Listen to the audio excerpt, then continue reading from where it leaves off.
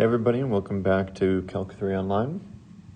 So the plan for today is to talk about another one of the really big theorems in Calc 3, which is called Stokes Theorem. And one of the things I'm going to show you is basically that you've actually been learning about Stokes Theorem, but you've been learning about kind of the easy version of Stokes Theorem, which is Green's Theorem. And turns out that although Green's theorem is useful if you're in a plane, a lot of times that's really not applicable to the problem. You really need to use Stokes theorem. So this is named after a person, Stokes, and this is basically what it says. So I'm just going to kind of go through it. So this first part, S is some oriented piecewise smooth surface. Just again, think like a very nice thing, like an egg, a sphere, this kind of object, okay? So that surface is bounded by a simple, closed, piecewise smooth boundary curve C. Okay, so it doesn't have any of the weird, we talked about curves that were not simple, that they had like weird twists and loops in them, things like that. So basically there needs to be like a nice curve, like kind of, you can see this kind of equator kind of looking thing on this object.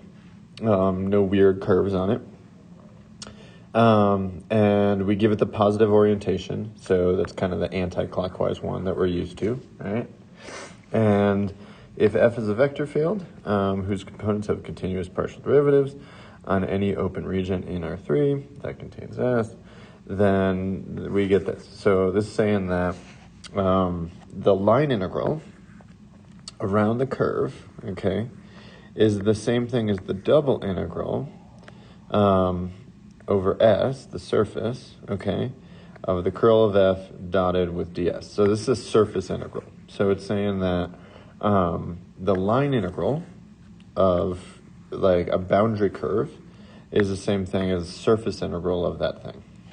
So another way too, don't forget when we have these surface integrals, this is really the same thing as this would be curl of F and then dotted with N, like ds. So this is just kind of the notation. That's like bold S, kind of just like we do bold R, but really there's like a dot product, right, with like a tangential vector there. So I think the easiest way to think about this is going back to Green. So hopefully we have a good intuition for what Green's is at this point. Green's basically, right, related the double integral over some planar region to the line integral around that planar region.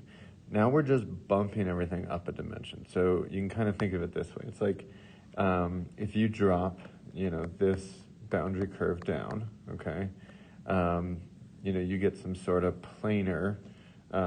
This is some sort of planar curve, right, in X and Y, right? Before, we did these kind of things where we were talking about, this planar curve that's down here, we can think of it as kind of chopping it up into like infinitesimally small little chunks, right? And in I need to make it a little bigger. In like a chunk, right, you can imagine these like little like loops, right? And the idea is like if you do the line integral around this loop and then you do it around this loop, you went backwards here and you went forwards here in a sense, so they canceled out. So we talked about how Green's theorem basically said that you could either work with the outer boundary, right, and do the line integral there, and that's all that really matters, or you could do the double integral of like the area in there. Now I'm just saying that actually, it's totally true, but you can actually pop that up a dimension and think of an object like a closed surface like this, right? Like an egg or something, and as long as it's one of these nice ones, okay, and if you just find a boundary curve for it, the line integral around the boundary curve is actually equal to this double integral. And that's like a pretty powerful thing. It makes it, a lot of times, this curl double integral is easier to compute than the line integral. So it's a very handy trick, okay? Down here just says what I've kind of been saying. Stokes relates a surface integral over a surface S to a line integral around the boundary curve of that surface, okay? And so, yeah, you can kind of see like the person's walking along the boundary curve here, and you could either calculate that boundary curve line integral, or you can calculate the surface integral over the whole thing. So Green's theorem is just doing the double integral over the planar thing in two-dimensional space, right? It's kind of like if you just projected this down to the plane, then it's Green's theorem, pop it up a dimension, it's Stokes' theorem. So kind of to that point, okay? So remember, right, when we do surface integrals, we're really dotting it with this normal. We talked about that in the previous video. So what would we get, okay, if the normal component to S was K, all right?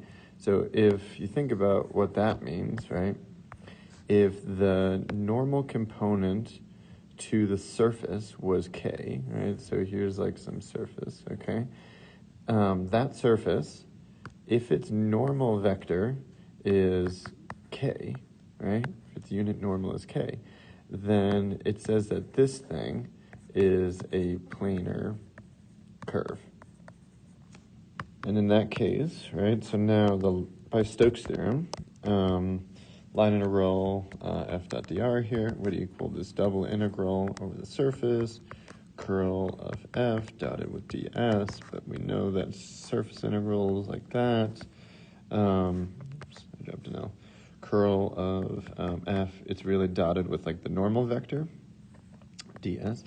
But now, this is the important part, that the normal is k, and so I'm going to swap out the normal for k, and then in this case, right, this was actually one of the vector forms of Green's, right? There were two of them. There was one that had to do with divergence, and there was one that had to do with curl. And so that was in like, I think the second video on curl and divergence. So if you want to see kind of how I got that and how that really is Green's, go back and look at that video, and I basically just kind of went through all the symbolic manipulation to get there. But yeah, so this is basically just showing you that when you do Stokes down in the plane, x, y, then Stokes is really Green's. Green's is a special case of Stokes. And so that's where this kind of thing comes in. So this is just a meme so this is Green's theorem, okay? And so we'll label these here. This is Green's, okay? And then I showed you in a previous video that we could actually write this part like that, okay? This is just the vector form of Green's, one of them, really. And so this is like, he's saying, I prefer the real Stokes theorem, right? Because Green's is technically Stokes. And then he's like, no, not the vector form of Green's, I mean the real Stokes theorem. And then this is something that we don't learn about, but if you want to know what that is, Google something called differential forms. Differential forms end up being basically the most powerful language of abstract kind of calculus. And to be totally honest, I think it only took maybe 3 or 4 classes with differential forms. If you go into like physics and a lot of things like that, then you'll pretty much use differential forms everywhere. But this partial symbol actually ends up being understood as a boundary. That's what it kind of means. So roughly speaking, this is saying and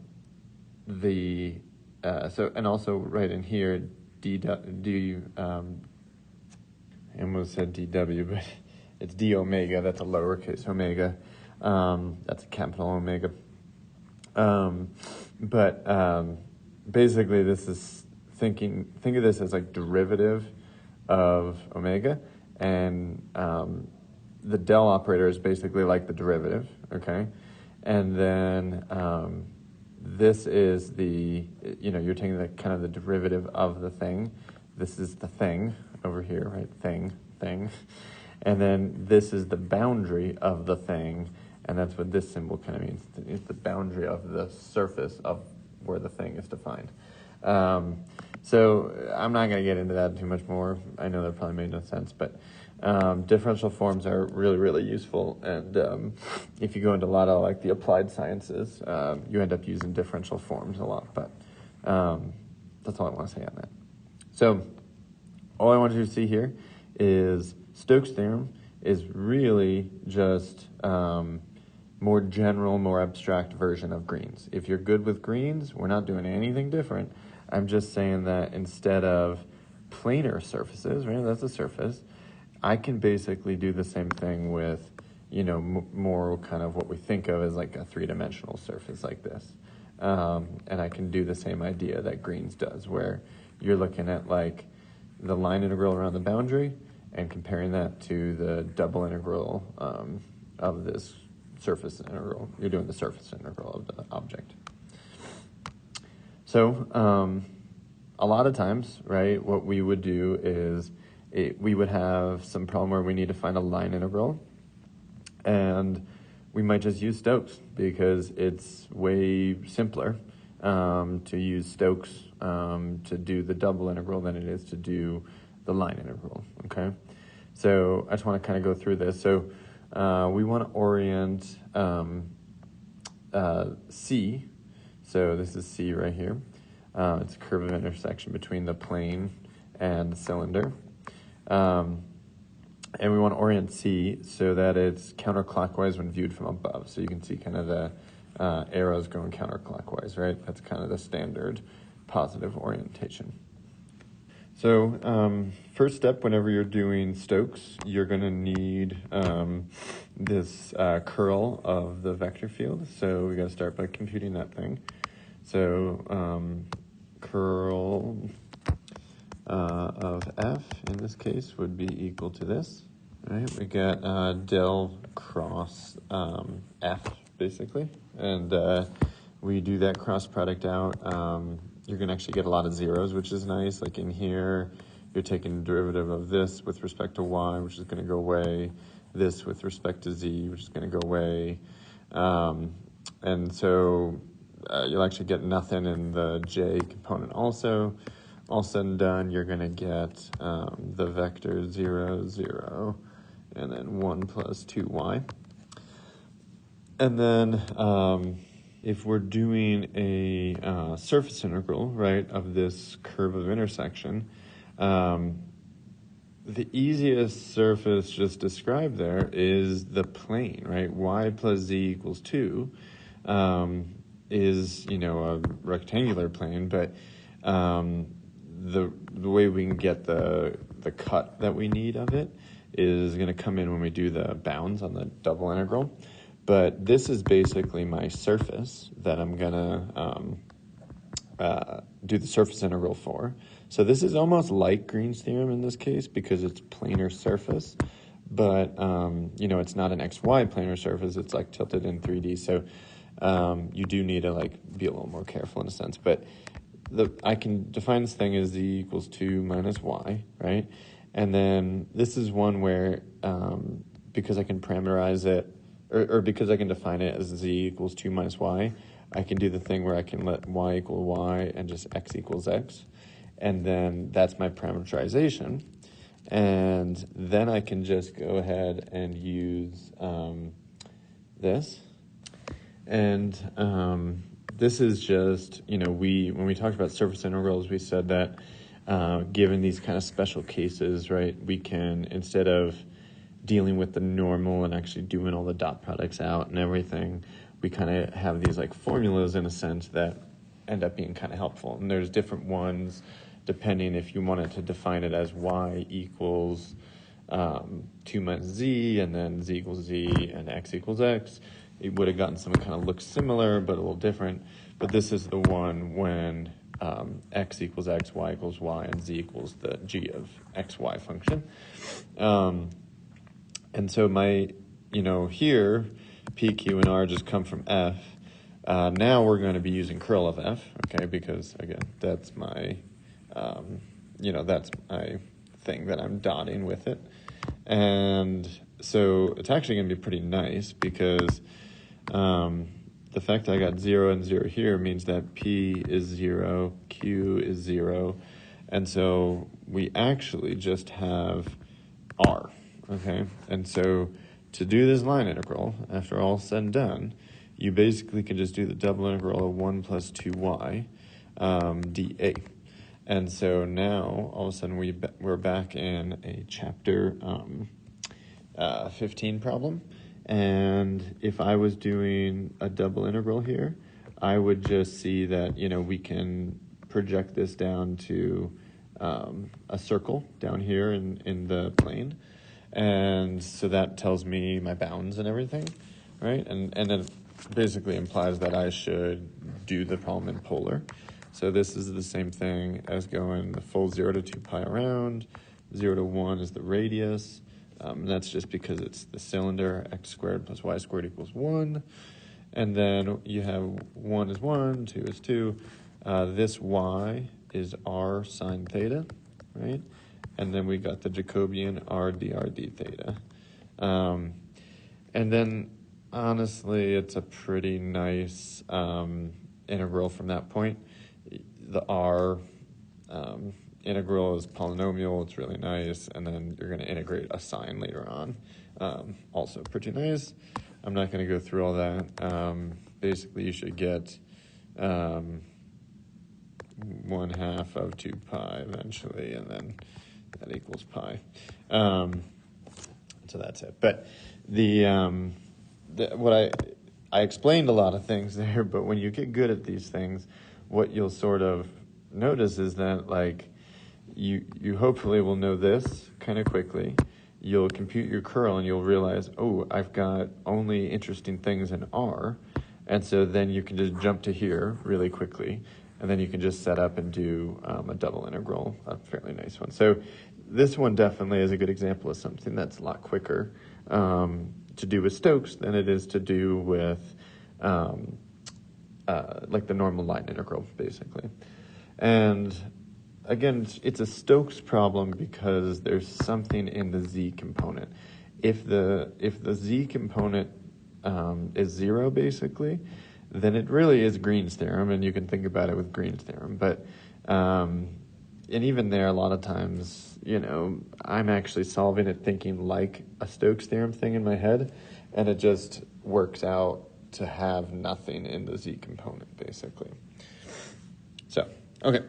I want to do another one of these just to kind of highlight a important thing that Stokes theorem is sort of saying, but not super explicitly.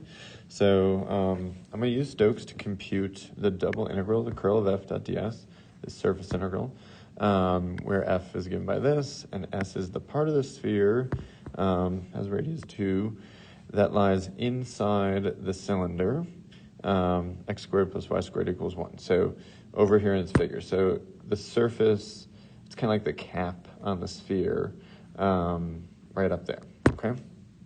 So if we're going to use Stokes to compute the double integral, basically it's saying compute it with the line integral. Okay, so we're going to compute the surface integral over this surface. We can also just do it with the line integral around a boundary curve like that.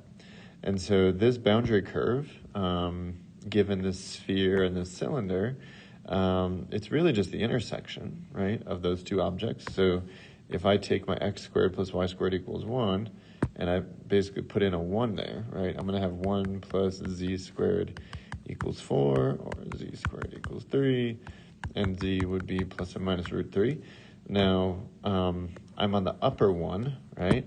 So this like plane, basically, that this thing is like has height at, this must be up, square root of 3. That's basically what that means. I'm up square root of 3 from there. And so I don't want the negative 1. I just want z equals square root of 3, positive 1. And then it's a, perfect circle because it's got this cylinder. And so a parameterization for that, for C, is basically just going to be, and it's also a radius 1 circle.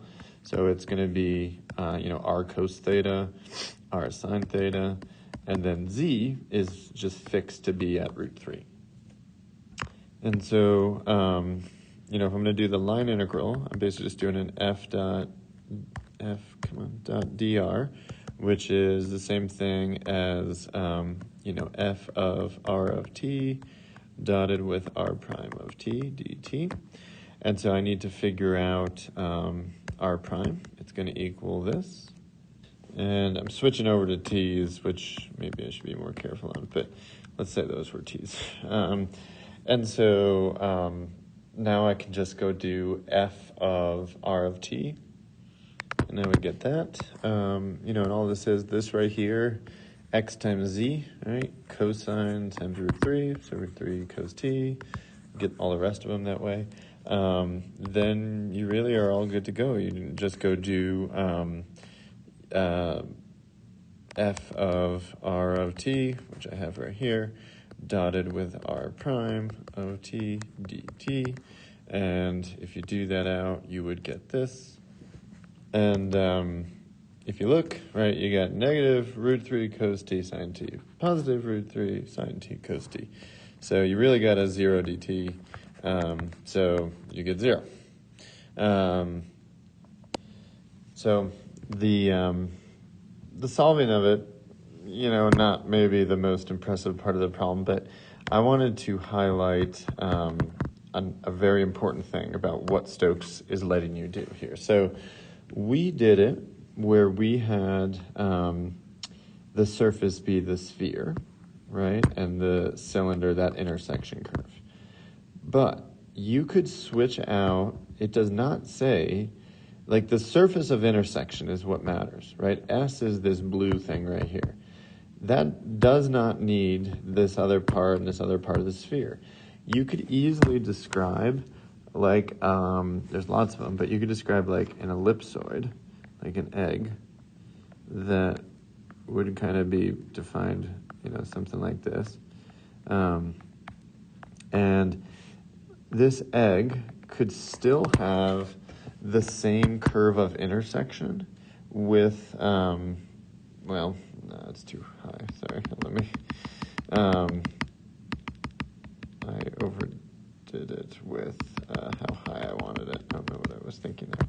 I want my egg to be like this, right? You could define, I don't know what the equation is, but you could define some sort of surface that is maybe contained within the cylinder, and it would have the same curve of surface of intersection, I should say, as this cylinder. And so, and it doesn't even have to be an egg. I mean, it could be a really weird object in here. All that matters is that it has to have the same surface of intersection between the other one I'm drawing and the cylinder. And in those cases, you would get the same answer because it has the same line integral boundary curve. So what I'm saying is basically you have another oriented surface with the same boundary curve C, right? Then we get exactly the same value for that surface integral.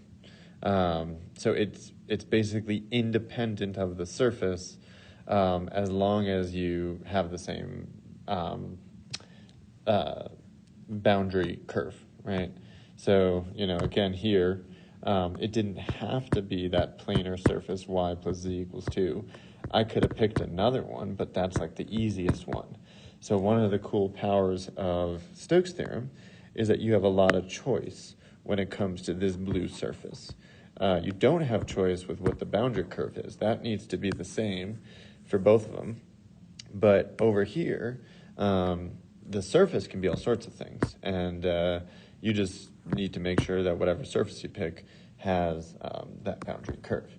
And so, when you get good at this, you start thinking about what would be the easiest surface to pick. And like here, it's definitely this planar thing.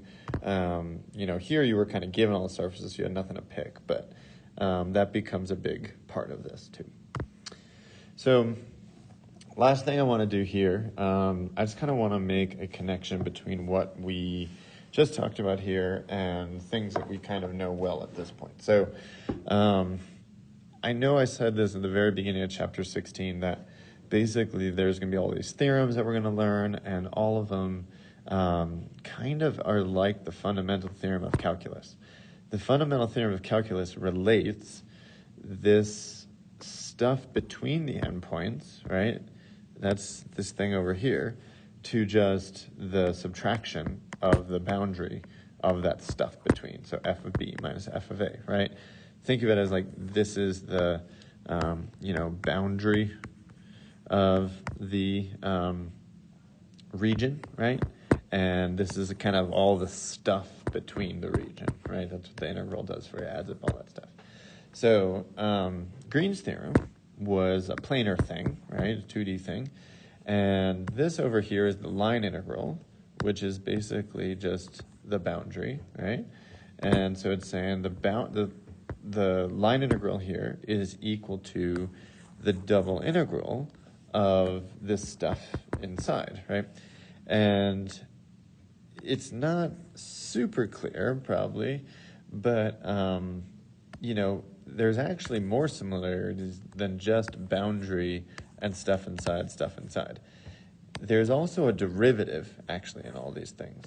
So capital F prime, right, taking an integral of a derivative, the del operator that's in here, okay, because really there is like a del operator in there, right?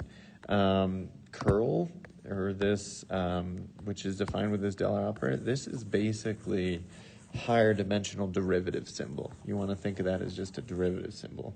It's just the partial of like the first thing with respect to x, partial of the second thing with respect to y, and so on. That del operator acts sort of as the derivative here. And so hopefully you can kind of see the connection. Boundary. Stuff inside is one-dimensional. Stuff inside is two-dimensional, right? And then bumping it up, now we're just thinking of this as something in 3D, okay? And the idea now is we can generalize this even more. We can say this line integral, okay, of just some boundary curve is the same thing as this surface integral. So, and this curl thing really does act like the derivative. It's got that del operator in there. And that's where your derivative part is coming in. So all of these really are just like kind of one dimension up versions of each other. Stokes is sort of the 3D version of this two-dimensional thing Green's, and two-dimensional thing Green's is like the higher up version of the one-dimensional thing, fundamental theorem of calculus that you know. So if you can remember that, it's going to go a long way, because really I think a lot of students get kind of confused with these concepts and these different theorems, but really I think a lot of students understand this well, and these other theorems are just saying the same kind of thing, just a dimension up. So again, this one is Green's, and then this one is Stokes. And